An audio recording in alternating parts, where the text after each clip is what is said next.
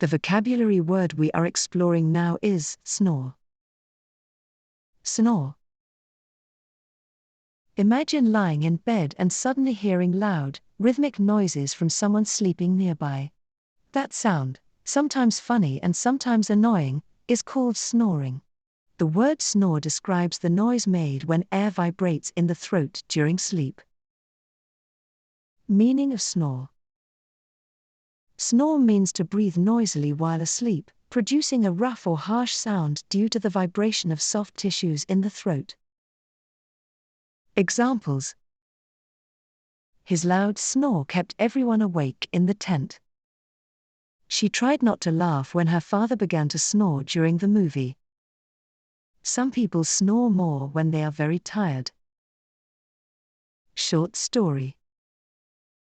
During the camping trip, everyone settled into their sleeping bags after a long day of hiking. Just as silence spread across the campsite, Tom began to snore loudly. At first, his friends giggled, but soon the noise grew unbearable.